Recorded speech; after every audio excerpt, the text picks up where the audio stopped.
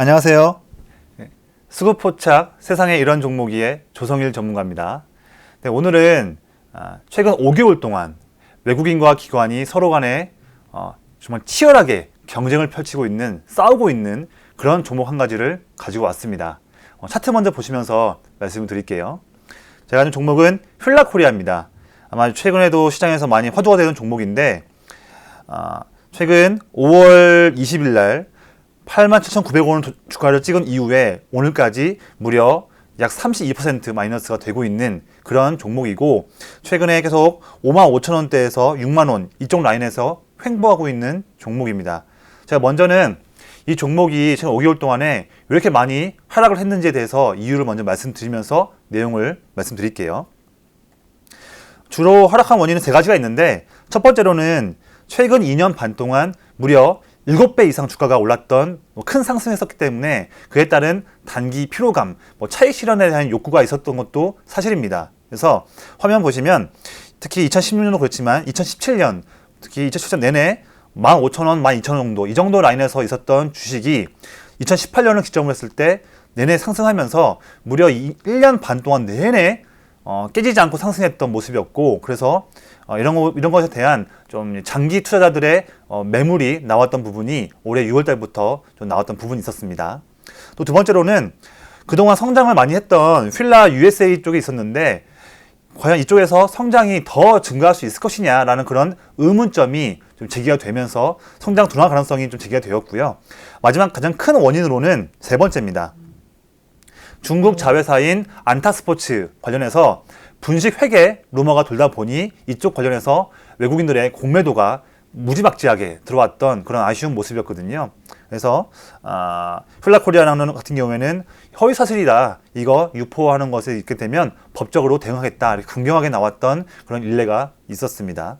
이렇게 아직도 주가가 5개월 동안 빠지면서 제대로 된 반등을 아직 못하고 있고, 물론 지금도 외국인의 공매도가 지금 기성을 부리고 있지만, 저는 지금 다음 말씀드릴 내용들로 인해서 주가가 앞으로의 전망은 매우 밝다 말씀드리고 싶고, 또 그에 대한 이유도 말씀을 드리겠습니다.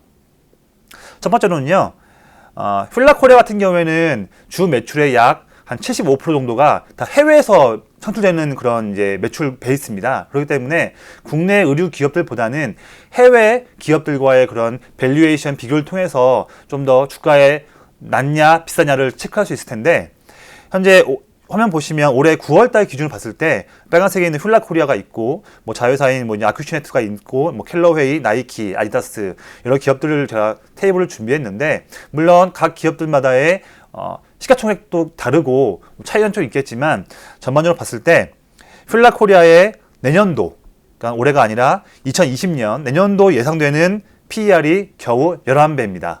그런데 다른 경쟁하는 해외 의류 기업들 보면 15배, 15배, 24배, 23배, 41배, 30배, 심지어 언더아머 같은 경우에는 적자를 기록했던 적도 있었던 그런 때였는데도 불구하고 PER을 훨씬 더 높게 프리미엄을 받고 있는 부분이기 때문에 휠라코리아가 해외 주요 경쟁업체들보다 좀 저렴한 값에 지금 위치하고 있다는 모습을 볼 수 있을 것 같고요.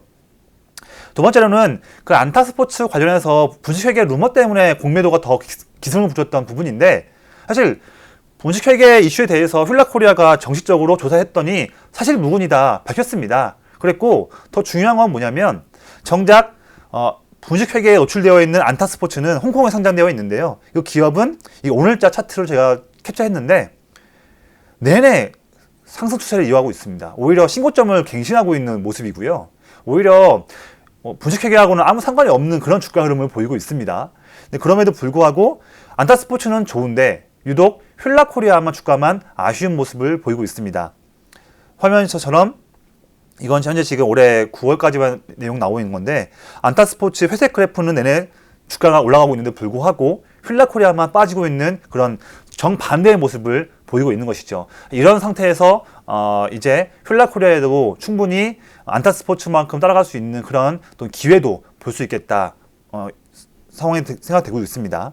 그리고 마지막 세 번째로는요, 휠라코리아가 6월 달부터 고점 찍고 주가가 5개월째 밀리고 있는데 여러 성장 둔화 우려감도 있고 여러 가지 원인들이 있었죠.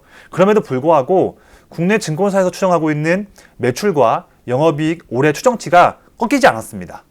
화면에서 보시는 것처럼 올해 6월을 기점으로 봤을 때 매출액 컨센 같은 경우에도 6월달부터 더 증가하는 모습 보이고 있고요. 영업이익도 역시나 6월달 대비해서 현재까지 점점 횡보하거나 더 증가하고 있는 모습을 볼 수가 있습니다. 그래서 작년 대비해서 올해도 매출액과 영업이익이 약 17%, 30%씩 증가하는 모습이지만 올해가 끝이 아니라 내년, 내후년에도 점점 더 매출액과 영업이익도 더 증가하는 그런 전망치를 우리가 볼 수가 있습니다. 그래서 최근 몇 년 동안 내내 큰 성장을 보였던 그런 휠라코리아의 매출액과 영업이익에 대한 추이가 지금 그래프 보시는 것처럼 이 빨간색 네모가 올해의 모습인데 내년, 내후년에도 파란색의 매출액 그래프의 전망치와 빨간색의 영업이익에 대한 추정치가 더 증가하고 있는 모습을 볼 수 있기 때문에 성장성은 아직 끝난 것이 아니다라는 말씀을 드리고 싶습니다. 이렇게 성장성이 더 증가할 수 있는 기업인데도 불구하고 여러 원인 때문에 11배밖에 안 되는 너무 저평가받고 있는 부분이다 보니 저는 이런 이유들 때문에 휠라코리아의 전망은 매우 밝다라고 말씀드리고 싶습니다. 자, 그러면 제가 이 프로그램이 수급에 관련한 그런 내용을 전달하는 프로그램이다 보니까 그 부분을 좀 더 말씀드릴게요. 현재 외국인과 기관이 오랜 싸움을 펼치고 있습니다. 과연 누가 이길까요? 예. 현재 6월 초 때부터, 그러니까 8만 원대 후반 고점 때부터 지금까지 상황 동안에 약 4개월 반의 기간 동안에 외국인과 기관의 수급 현황을 좀 보겠습니다. 외국인 같은 경우에는 약 순매도로 4,700억 이상을 매도했던 그런 모습이었고, 반대로 기관은 이 4개월 반 동안의 기간 동안에 무려 3,200억 원을 순매수했으면서 평균 매수 단가는 59,400원대. 오늘 종가가 58,000원 이하니까 오히려 지금 4개월 반 동안에 기관이 꾸준하게 많은 물량을 순매수했던 그 단가보다도 오늘 종가가 더 낮습니다. 이런 것에서 우리가 또 매수할 수 있는 기회를 찾을 수가 있겠죠. 자, 그러면 이제 외국인과 기관 쪽 하나하나마다의 어떤 그런 자세를 가지고서 매매를 이렇게 이어왔는지도 좀 보겠습니다. 외국인 같은 경우에는 아무래도 공매도를 많이 했었습니다. 특히 JP 모건 쪽에서 많이 주도하고 있는 그런 공매도인데, 지금 화면 보시는 것처럼 6월 1일부터 어제까지죠. 공매도는 이제 오늘 6시 이후에 나오니까 어제까지 내용인데, 이 기간 동안에 공매도 금액이 무려 6,980억입니다. 물론 여기서는 쇼커버링한 물량도 물론 있겠지만 단순하게 공매도한 물량을 봤을 때 6,900억이라는 막대한 금액을 외국인들이 거의 우리나라 시장에서 90% 이상의 외국인들이 공매도를 하기 때문에 그 부분을 볼 수 있을 것 같습니다. 공매도가 늘어나면서 주가가 고점을 찍고 내내 하락을 하고 있는 그런 아쉬운 모습인데, 이런 공매도의 무지막지한 그런 물량들을 기관에서 특히 연기금이 많이 방어해주고 있습니다. 기관 특히 제가 연기금으로 소팅을 해봤는데요. 역시나 같은 기간 동안 6월 1일부터 10월 말까지의 기간 동안 연기금이 어떻게 매매를 했는지를 내용을 보겠습니다.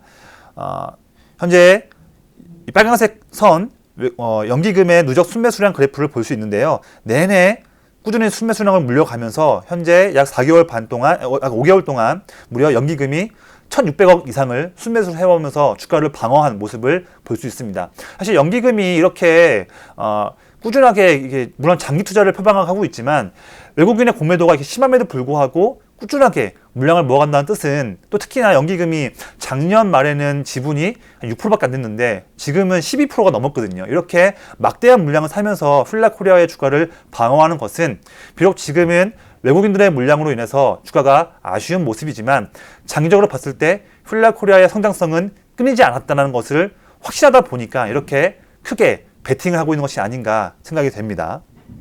그래서 앞으로도 외국인의 공매도와 연기금의 싸움을 좀 볼 수 있을 것 같은데, 저는 휠라코리아의 장점을 보고 있기 때문에 저는 연기금 쪽에 더 중점을 두면서 매매를 이어가고자 합니다. 자, 그러면 우리가 물론 매매를 할 때에 뭐 매수 단가, 그다음에 손절 라인도 중요하겠지만 또 우리가 바라볼 때 우리가 이익을 내려고 들어간 거니까 그럼 이 휠라코리아의 적정 주가가 얼마일지를 보는 것도 우리는 중요하겠죠. 많은 계산할 수 있는 방법들이 많이 있습니다. 그 중에서도 제가 좀 보는 것은 내년도에 휠라코리아의 적정 PER이 얼마일지를 체크하면서 그에 따른 주가를 계산하는 방법으로 적정 주가를 좀 체크를 하고 있는데요. 앞서 말씀드렸다시피 휠라코리아의 매출의 약 76%는 해외에서 나옵니다. 그래서 국내 기업들, 뭐 FNF나 뭐 LF나 이런 쪽과 비교하기보다는 해외 쪽 기업들의 그런 이제 퍼와 비교를 해야 할 텐데, 해외 쪽 주요 의류 기업들의 그런 퍼를 보면 아까 말씀드렸다시피 그 화면에서 보시는 것처럼 지금 이 부분이 나와 있죠. 그래서 내년도 보면 대부분 해외 기업들이 뭐 15배에서 24배, 23배, 41배 이렇게 매우 높은 펄을 받고 있다 보니까 사실 휠라코리아도 20배까지는 아니더라도 이렇게 성장성이 더 뛰어난데 최소한 캘러웨이 같은 15배까지는 갈 수 있지 않겠나, 이렇게 프리미엄 줘도 되는 거 아니냐, 이렇게 볼 수도 있을 것 같습니다. 제가 그래서 휠라코리아의 내년도 예상되는 EPS가 주당 순이익이 4,780원입니다. 그래서 이 부분을 가지고서 15배의 프리미엄을 펄을 준다 한다면 적정 기대가는 약 7만 원에서 7만 2천 원을 볼 수 있는 그런 계산이 나올 수 있거든요. 물론 이거는 퍼가 15배를 가져간 거기 때문에 만약에 펄을 더 줄 수 있는 시장 분위기가 된다고 한다면 당연히 주가는 좀 더 올라갈 수 있는 여력이 있을 것이다 생각이 됩니다. 자, 그래서 많은 부분들 말씀을 드렸고요. 또 이에 따른 그래서 마지막으로 매매 전략을 말씀드리도록 하겠습니다. 차트를 한번 보실게요.